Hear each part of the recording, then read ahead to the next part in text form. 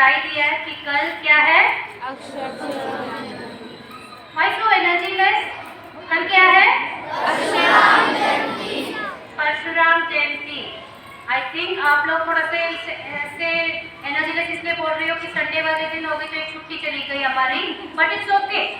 Main thing is Parshuram Jayanti क्यों मनाई जाती है? परशुराम जयंती केवल एक धार्मिक पर्व नहीं है बेटा, ये न्याय और साहस के प्रतीक भगवान परशुराम को याद करने का एक दिन है। उन्होंने न्याय के लिए जो साहस दिखाया है वो हर किसी के बस की बात नहीं है। उन्होंने हाथ में परशु रख के न्याय का काम किया था और इसीलिए उनको परशुराम कहा जाता है। Now let me tell you about his birth date. इतना तो क्लियर हो गया कि कल तृतीया, अक्षय तृतीया बताया मैम ने।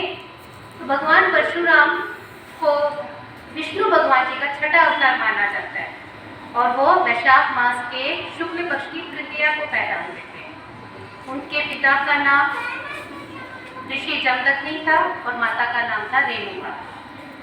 उन्होंने न्याय के लिए बहुत वर्क किया बेटा, कभी भी अन्याय सहन करने को वो तैयार नहीं होते थे, not only for himself, for others also.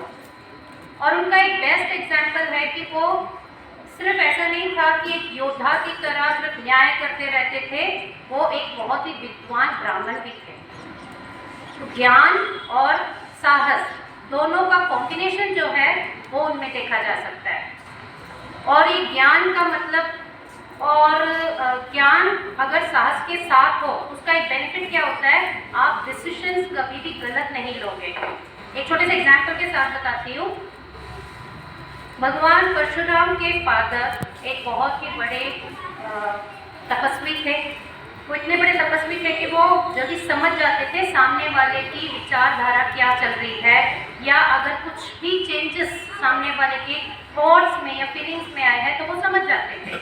तो ऐसा ही कुछ उनको अपनी वाइफ रेणुका माता के विचारों में जब उनको महसूस हुआ तो उन्होंने अपने पुत्रों को बुलाया और कहा कि अपनी माता की गर्दन काट लो।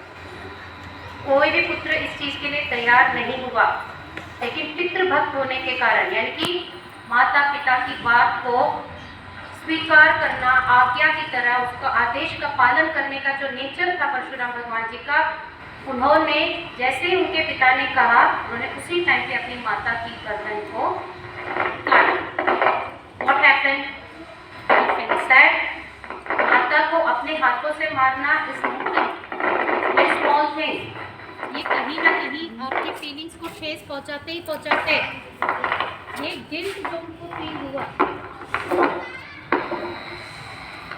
इस गिल्ट को तो ये फील कर रहे थे, लेकिन उनके पिता से बहुत प्रसन्न हुए कि तुमने मेरे एक बार कहते ही वो कर दिया जो तुम्हारे भाई नहीं कर पाए। वो इतने प्रसन्न हुए कि उन्होंने कहा परशुराम जी से कि मांगो, क्या मांगते हो, मैं बहुत प्रसन्न हूँ और तुम्हें मैं आशीर्वाद देना चाहता हूँ। अब ऐसे टाइम पे अपने बारे में नहीं सोचा उन्होंने। परशुराम भगवान जी ने कहा कि आप अगर मुझ पे सचमुच में प्रसन्न हैं तो मेरी माता को वापस जीवित कर दीजिए।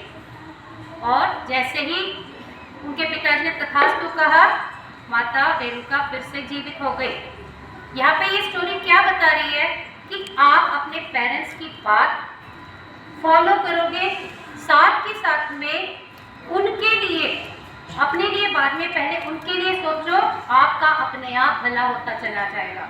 और जैसे जैसे आप न्याय और साहस के साथ आगे बढ़ोगे, वैसे वैसे आप कहीं ना कहीं, देखो न्याय और साहस का मतलब क्या है, सोसाइटी में जो कुछ भी हो रहा है वो कितना हमारे लिए बेनिफिशियल है, हमारी सोसाइटी के लिए बेनिफिशियल है, ये देखने और समझने की क्षमता हमें होनी बहुत ज़रूरी है।